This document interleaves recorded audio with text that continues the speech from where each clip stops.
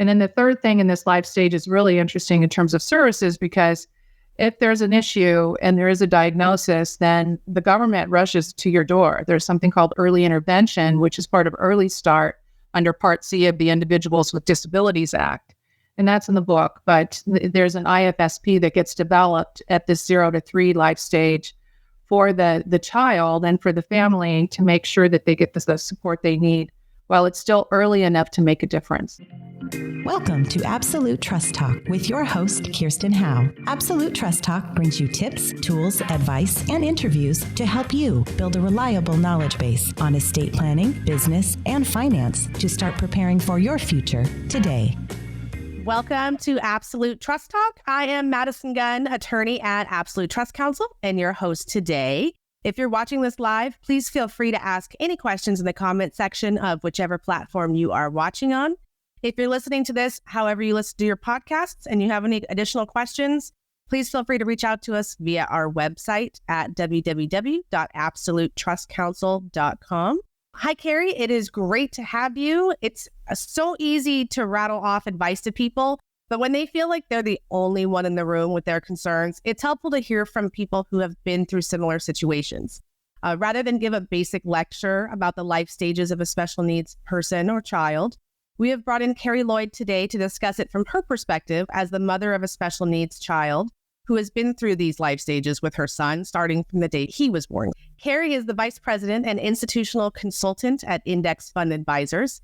She has over 30 years of experience in the financial services world, where she has held leadership positions with the most respected names in the financial service industry, such as State Street, Bank of New York Mellon, American Century, and Wells Fargo. Additionally, Kerrie provides investment solutions and investment policy statements for retirement plan sponsors and fiduciaries of all types, including those who serve the special needs community. Ms. Lloyd also works with government investment pools, where she's a registered lobbyist with the state of California, and she is the author of Planning the Future for a Special Needs Child and the founder of Integrative Solutions Services, LLC, where she provides consulting and collaboration tools to the special needs community. Kerrie previously served on a regional oversight board for the California State Council for Developmental Disabilities. In addition, she is past president and board member of the Los Angeles chapter of the Western Pension and Benefits Conference, and she continues to participate in industry conferences and symposiums, where I first saw her, throughout the United States, and is often asked to speak or moderate sessions for attendees. She's a family fiduciary, so she helps other people in the same situations. She teaches based on her own experience. And in her spare time, she visits family in Hawaii, enjoys performing arts, golfing, yoga, and music, where she performs with her church choir. Phew. That was not even her whole resume, people. We are so glad to have you, Kerrie. Your story is so compelling and touching, and you're able to articulate all of the information you've learned over the years through your own experiences, both in your book, in person, and your speeches. And I would be so happy if you could tell us about your life with your son, Adam, and maybe start with pregnancy or the day he was born, kind of like your little diagnosis story, just to start us off. Yeah. Well, thank you, Madison, for having me here. And it's an honor to be here with you and with the audience today. Yeah, when Adam was born, I was in my career already working with institutional clients, and I thought I was just going to have a baby. But when he was born, his APGAR score was below perfect. And so I knew that there was an issue. And the second that the doctor said that he had an issue with his hearing that was likely temporary, because they thought maybe it was just fluid in his ears, a mother always knows. I knew that Adam was deaf that moment. And it was going to take me, 3 to 6 months to actually get the final diagnosis. And, it started right away, going to the audiologist and having them test for fluid in the ears, confirming it was there, and so on.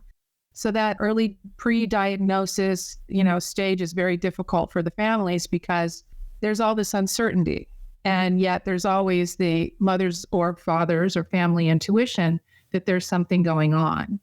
And so that's where we were with Adam, but it didn't, of course, change the way I felt about him. It was just, I knew that he needed some additional attention, and I was happy to give it to him. That's great. I know every child is unique in terms of, they all need their individualized support needs. And I understand that the support and services that come from government, either federal, state, or local can be broken down generally into life stages. Is that right? I believe your book broke it down into 6 stages. I did. It's a daunting task, and there's a lot of terminology. So Adam just turned 18, so he's in the second to the last life stage. And the first one is that 0 to 3 early start life stage. And, for obvious reasons, we're not going to be contemplating guardianship or conservatorship for an infant because they're minors. So I broke it into stages so that we can focus on what needs to be done during that life stage. And it was based on my experience with Adam and the fact that I was working professionally with fiduciaries already anyway. So I had a little bit of an early start in terms of understanding what I needed to do. All right. And can you explain how that first, I imagine this is the most daunting just because you really starting off with you don't know. So what does that first big stage looks like? So you have a diagnosis kind of, and then what happens from there? So you're noticing differences. For me, Adam and I went to Mommy and Me classes, and he wasn't responding to sound in the same way that the other children were, and we're banging the tambourines and we're doing the drum, and there was like no response from him at all. And so I thought, well, he definitely can't hear, but you don't have the final diagnosis. So you're seeking solutions, you're trying to find what to do. There was one really good resource that I recommend at this stage. There's a book called The Out of Sync Child, and it really has quite a few exercises that families can do, regardless of if there's a diagnosis or not, to stimulate the senses and work with a child that might seem a little off.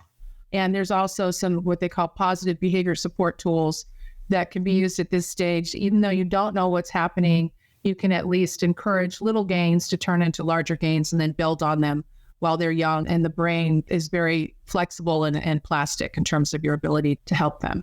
The other thing was in society, the families that do notice also that the things are a little off.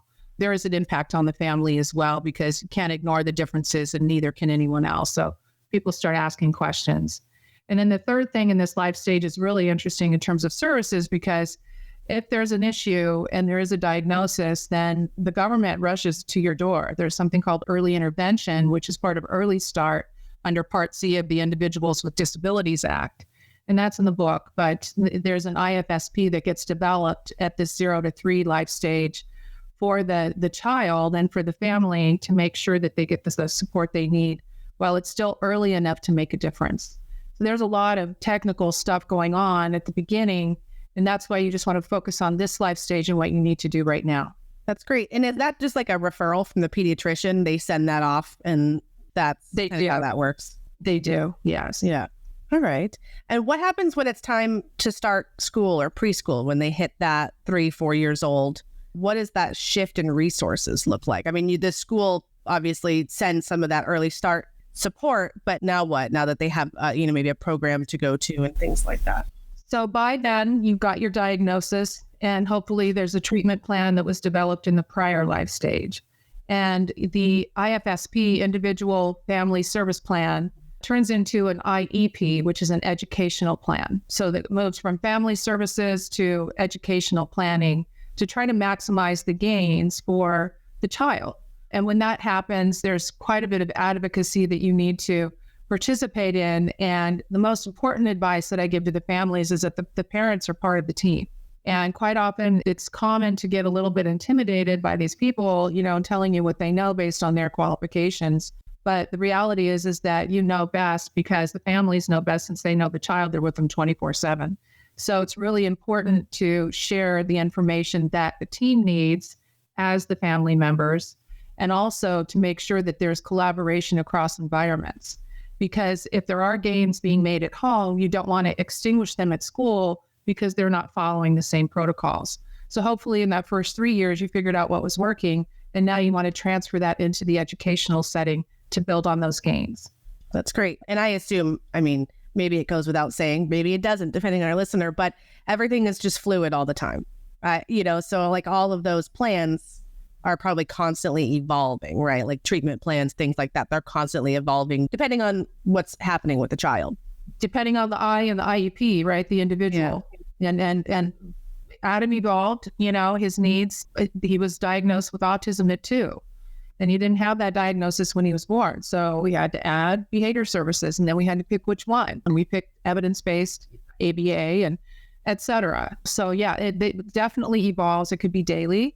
It could be less often than that or more often than that, depending. For us, it was staying on top of it. The school likes to have a meeting with the family at least once a year. And you can ask for an IEP meeting, and they need to turn it around within 30 days. So if family feels that there's a need for a meeting, then you can call one. Great. And so I know the family's on 24/7. What kind of support is available both to the kids and to the family as caregivers? So while the child's in school, needless to say, if they qualify for special education, then they would have an IEP and they would have an IEP team.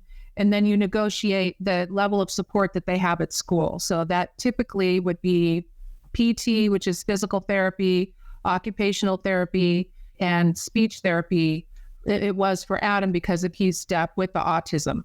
So he also had behavior management, and he was much more impulsive when he was younger than he is now. So he needed that one-to-one support.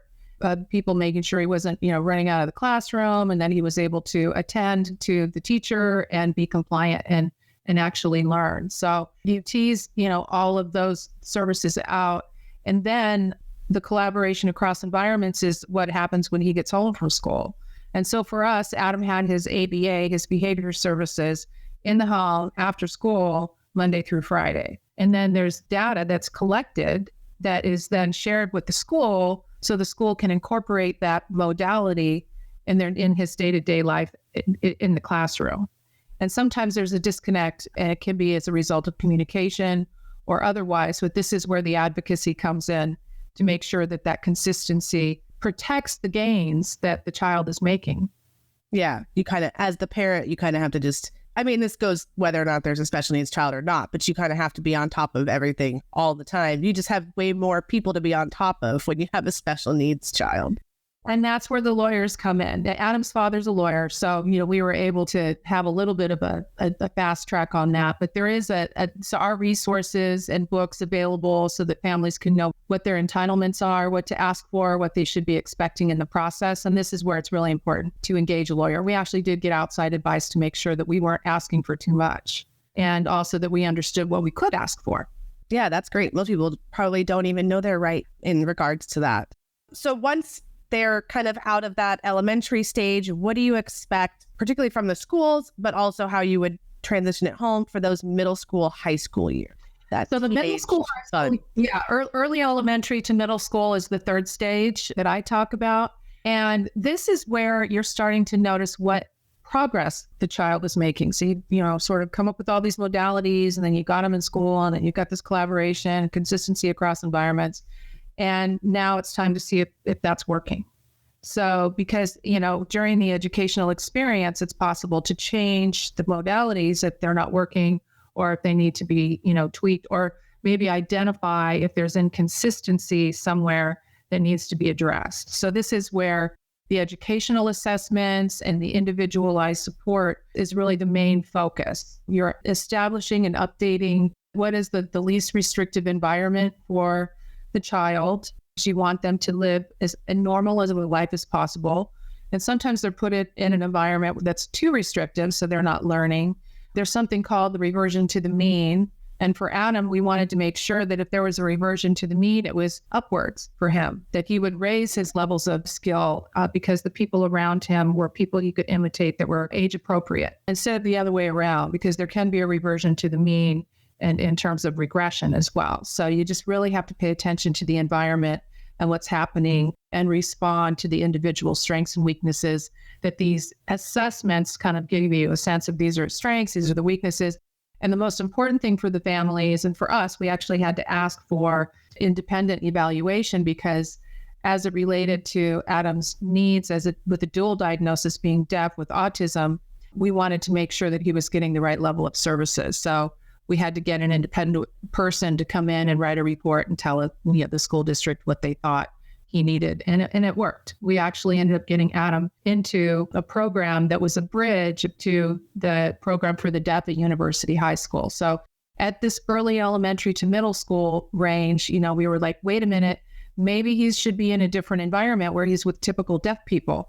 But he wasn't ready because he didn't know sign language. So we sent him to a private school that taught him how to do sign language and ultimately got him in the program we wanted. So that's when this happens, stage 3, and it's very intense because there could be some disagreement. So that's where working with an advocate or a lawyer is really important, because then, you can take yourself out of the emotional part and just do the negotiating with all the service vendors. That's great. And what does stage 4 look like? I know high school is rough, even if you meet Typical needs. Yeah, typical. Thank you. How is that with a special needs child? Well, with Adam, it was, and any other child, they're growing up. Yeah. So they're establishing their coping skills on how they're going to get through life, but also the independent skills, right? Because this is in high school is when, that we become young adults. And so there is that power struggle. And Adam's needs changed when he was in high school. They changed from what worked for him when he was little to, I'm a young man and I can make my own decisions. And you have to follow the child's lead, validate their needs, their desires, and their preferences. And sometimes it comes in very strange ways. And I like to tell the story of Adam. He was standing by the bathroom and he's going triangle. And this is circles for women, and there's signs for women. This is mom and women. And that triangle is men, I'm a man. And I was like, oh, I can't take you to the bathroom anymore. So he wanted to go into the bathroom by himself, into the men's room, and that was somewhere that I wasn't allowed to go. And he found a way of giving me that information in his own way. And there were many more examples of that and how it could play out. But the main thing is to understand that they want to be their own people. They want to be independent. They might not be completely ready for it, but at the same time, it's important to validate their needs and foster that independence, because then that moves them into a situation where they even need a less restrictive environment because they've been able to learn how to cope and be independent people. Yeah. So as a parent, I assume you definitely have to take a pause and pick and choose your battles a lot. I mean, in general, you do, but particularly. Yeah. I tell parents all the time, this is also hard for the moms and dads because you have to let go. I had to let him go in the bathroom by himself, not knowing if he was going to be playing with the water or putting his hands in the toilet or what, I had to trust him and I had to let go, and it turned out fine. There was a man that came out. I said, is he okay? And he said, he's fine. I said, okay. And it took him a while, but he finally came out, but I had to let go. And there's so many other places where I could make that same comment, in terms of his desire to be his own person and me allowing it. Yeah. So now that in the stages they're wanting to be their own adults, what does that transition to adulthood look like? So we just went through that. So that's this stage 5 of 8, right? That transition to adulthood is when they turn 18. And now you're back into the jargon of the government, and what that means. So he's an adult, right? We know that. Yeah. Depending on the disability, they might meet the definition of a disability in the eyes of Social Security.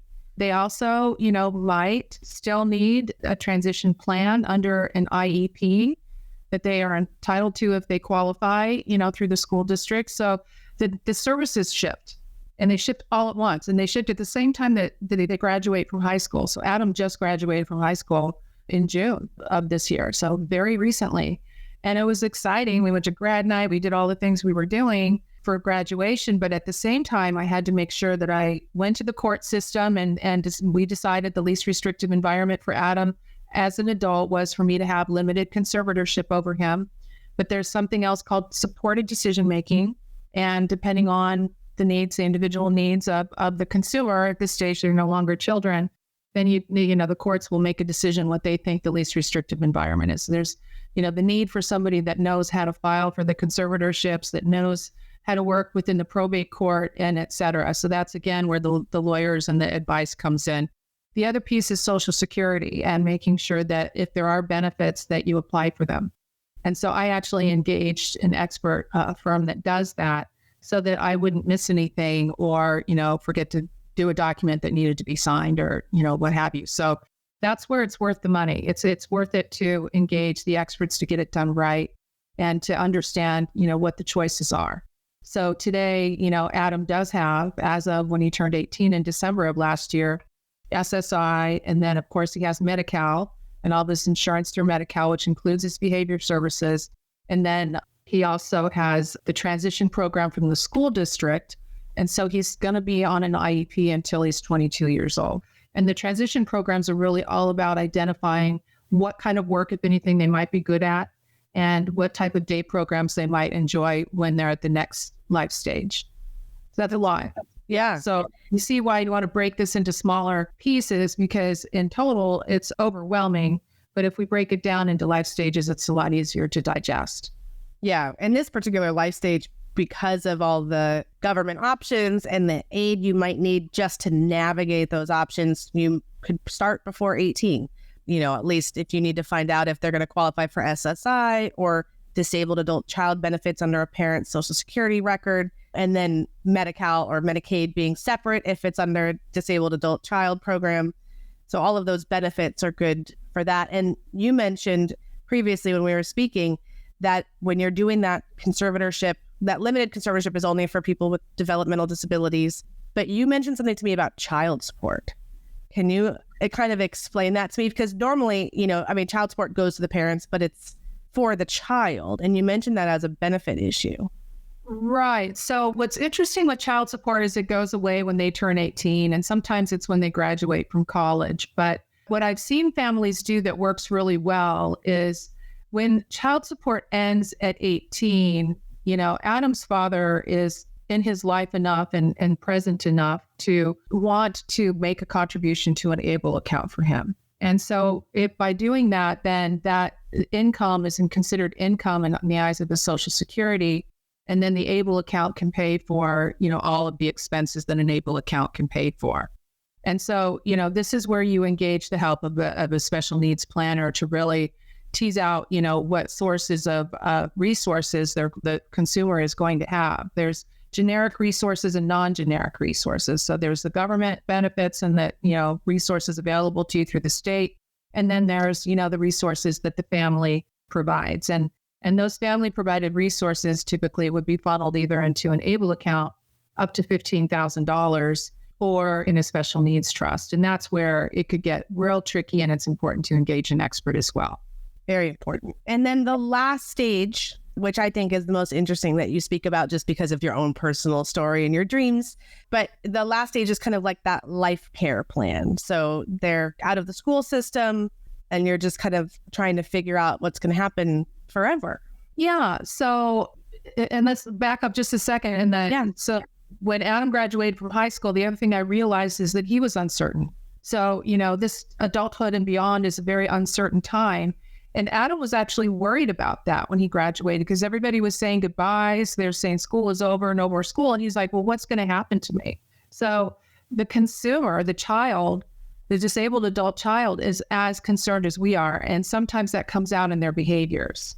And so I have seen a lot of the disabled adult children have an escalation in behaviors somewhere between the age of 18 to 22 when they age out of all the services and really, have that adulthood and beyond life stage. So there's a little bit of a trickiness to Adam's needs have changed now that he's 18 and he graduated from high school. So we're renegotiating his services with the regional center, and he's already in his transition program and he's doing well in college. So that's sort of that 18 to 22. And then beyond that is adulthood, right? So that's when you start considering the living arrangements and what the succession planning looks like. And it's important to document, what is working for them. It's probably important to do that at the earlier life stages, Sure. And that way, if anything happens, at least the treatment team will know what to do. Like if something had happened to me, we had a life care plan in place for Adam so that people knew how to pick things up. I got COVID, and I was sick for like 3 weeks, but everybody knew what to do.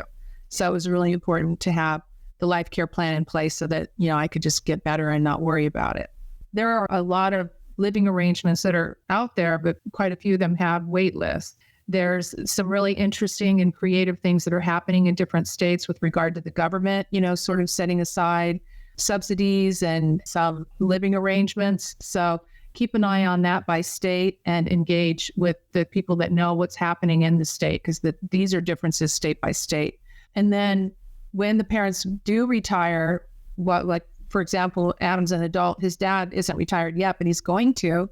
next year. And when he does, then he might be eligible for half of Jim's Social Security check in the form of disabled adult child benefits, the DAC benefits that you mentioned earlier today.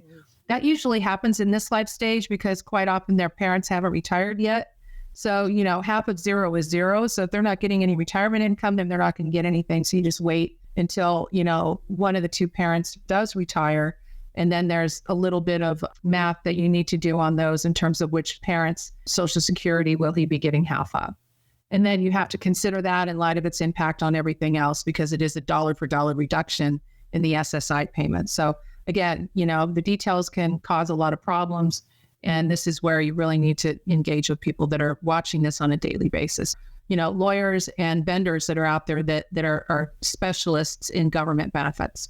Yeah. And that's typically who we refer clients to as well when they are asking, one, you always have to get that diagnosis under a certain age in order to get anything, but also that those benefits might be fluid. They might get SSI at first, and then, and depending on the parent's income when they're minors, they might get benefits when they're a child.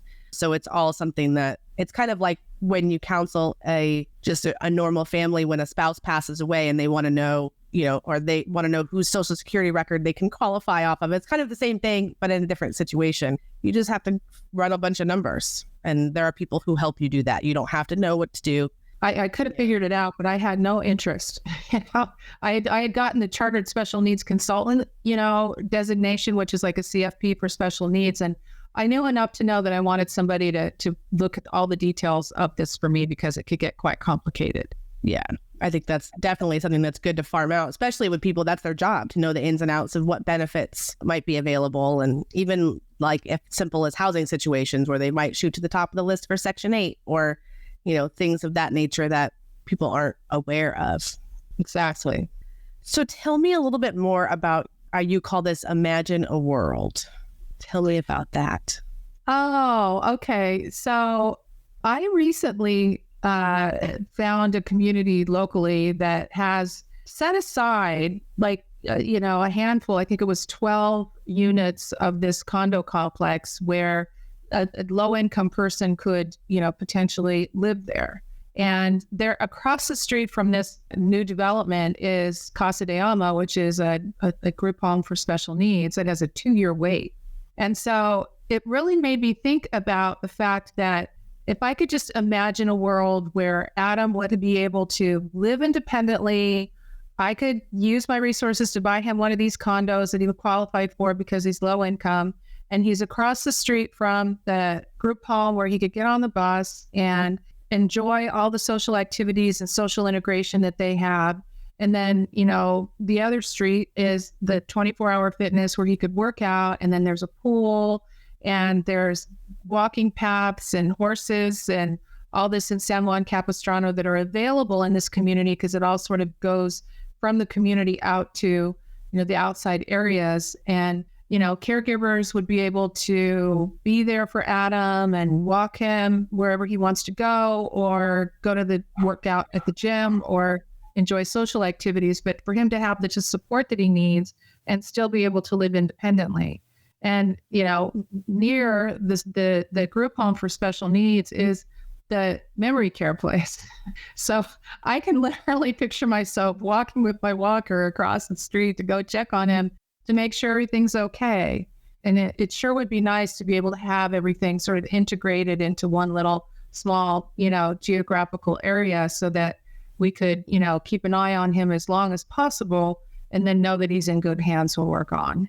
Yeah, in typical families, multi-generational living is tough at best.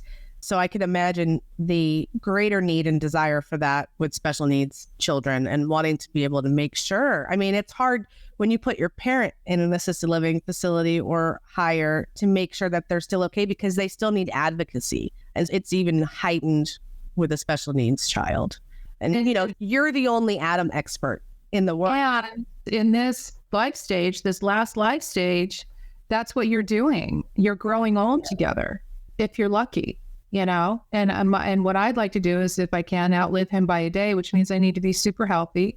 And there's a woman and her daughter I see every Sunday at church doing that. So this woman And her daughter are both on walkers now. Her daughter looks like CP and some other developmental delays. And, she was a lot younger, 20 years ago, but now 20 years have gone by and this woman is probably like 85. And now they both have their caregivers. And so there's two of them in the car, one in the front, one in the back, and caregiver and special needs consumer.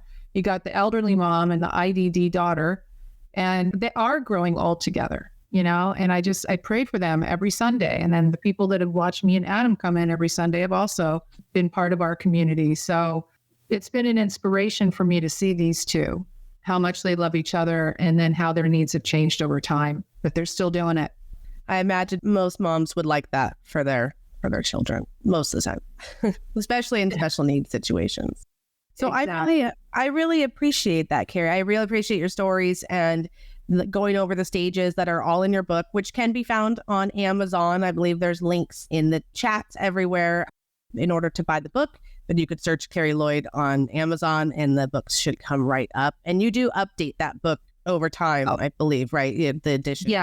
Yes, I update it as the laws change and as I learn more, because I don't know everything. And, as I learn more and there are other things that need to be added, then I just continue to make new additions and update the book. I think that the main thing is, as far as recommendations are concerned, I just really think that it's important to work with experts as much as possible. And if you're not, since we didn't waste a lot of resources on Adam's treatment plan and we were able to optimize that, we had more resources left over to get the advice that we needed, the special planning advice that needs to be done by an expert.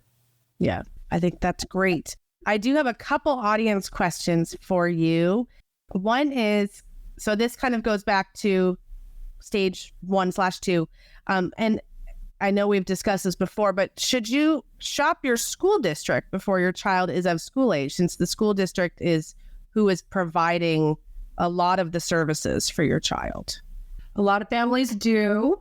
I kind of did it in reverse. So I have the same thing with, people moving to different states in this environment, and then that state changes. So I don't really chase after the school district, because you could just as easily get to a school district and then end up having a change in the administration, and then you just moved for no reason at all.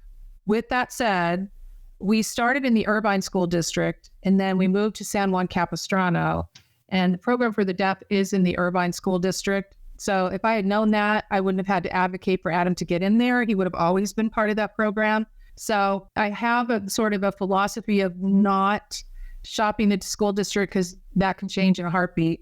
And it's more important to know what your individual needs are and get them from whoever whatever school district you're in, because that IEP follows the child.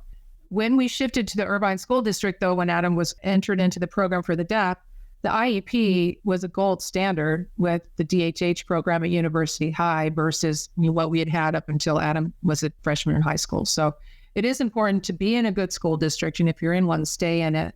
But if you're not, depending on your individual circumstances, it might make sense to move. And if you don't move, then the advocacy is even more important. Yeah, I've heard quite a few parents talk about it's not about the district or the organization where you're receiving services in certain situations.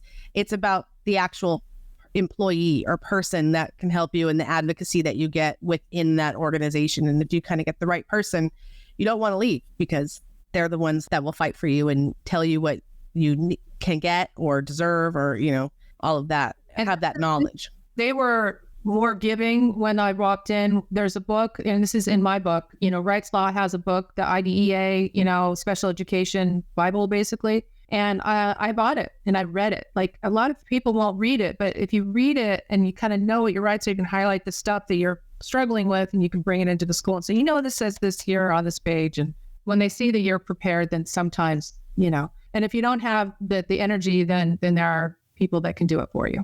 Yeah, those professional advocates. The other question we have is, what are some good resources? So we've touched on it a little bit, but what are some good resources for a family with a newly diagnosed child? I mean, your book, of course, but what are the books that helped you and resources that you turn to, or that you think are gold standards for families? Assuming that if the diagnosis is autism, it's the resources and my resources page in the back of my book. And I read everything I could get my hands on. And then I started reading the same information over and over again. My favorite book was Overcoming Autism by the Cobles. They used to be at UC Santa Barbara, Autism, and now they're at Stanford University. And they have some incredible resources for autism. There are, other resources per diagnosis that are out there, but there's always that behavioral piece. Like what I'm noticing is there's typically some mild autism going on with quite a few other disabilities because, you do kind of lose your mind, a little bit when you're had to deal with any disability. And so there's a behavioral component. Like, for example, Adam was born deaf. So he got PTOT in speech. If he wasn't born deaf and he was diagnosed with autism, he got PTOT in speech. So there's certain things that are across the board. But that book also, The Out of Sync Child, is really good because it helps you with exercises you could do either at school or at home, fun play things to do in leisure time and with family and friends and with the school. So depending on the diagnosis, I could dig deeper if I knew it was a different diagnosis. I always say with advisors that are out there, you see them quite often gather everybody's assets and, okay, let's transfer your money. Let's do this. Let's do the estate planning. Let's get you invested, which is fine. But at that early stage, that's the last thing you need, like to be helpful. The advisors working with families at that stage could do some research on the diagnosis. And this is in my book, research the diagnosis, figure out ways to be helpful in terms of bringing your clients to the resources they need to think about to give them a fast track a little bit, which is the reason I wrote the book. The book is a fast track so the families can kind of know what to do. Yeah, that's great. I appreciate that. And you have an event coming up with the book signing, is that right? So we're going to be at the National Guardianship Association conference. And for anybody that's there, family members can go. So it's at Disney. It's coming up next month. NGA is the acronyms for it. And we'll be giving away books for free at the conference. So anybody that's there will be able to pick one up. And Adam will be there for anybody. If they want him to sign the book, he'll be there and they can meet him in person. That's great. And Disney. You can't turn that down. Yeah, he and Dad are going to be at Disneyland while I'm at the conference the whole time. So I'm not sure exactly when he's going to, I might ask him to sign the book before we go. And that way they're already signed, but we'll see. That's great. Thank you so much, Kerrie. I really appreciate you coming out today and talking to us. I just feel like we meet with so many young families that maybe have special needs children or are in different stages of those life cycle of needs for that special needs consumer. And I think it's great to kind of have all of these resources and the stages all in one big picture in your book and talking to you and being able to offer that knowledge base to our clients. And I really appreciate that. You're welcome. And thank you for having me. This was really wonderful. Thank you for including me in this talk. Thank you for joining us today for another episode of Absolute Trust Talk Live. If you enjoyed listening in, then don't forget to subscribe. You can find us on Apple Podcasts or wherever you may listen by searching Absolute Trust Talk. While you're there, we would also love for you to leave us a review. And then why not share your favorite episodes with family, friends, or colleagues too? You can find all of our shows and corresponding show notes by visiting absolutetrustcouncil.com. You'll also find a variety of other free resources, including our ebooks, videos, blogs, presentations, and more. If you need help with your estate planning or administration, we also offer a free discovery call to help get the process started. You can find more information on booking your session by visiting absolutetrustcouncil.com/scheduling. Don't forget to keep an eye out for our next live episode in 2 weeks. If you join us for the broadcast, you can submit questions during the show. But if not, don't worry. You can always get in touch with us by sending a quick message to info@absolutetrustcouncil.com. Thanks again for listening. We'll see you soon. This podcast is not meant to take the place of legal advice from an attorney and does not create an attorney-client relationship. If you do have a legal question or issue, please consult with an attorney.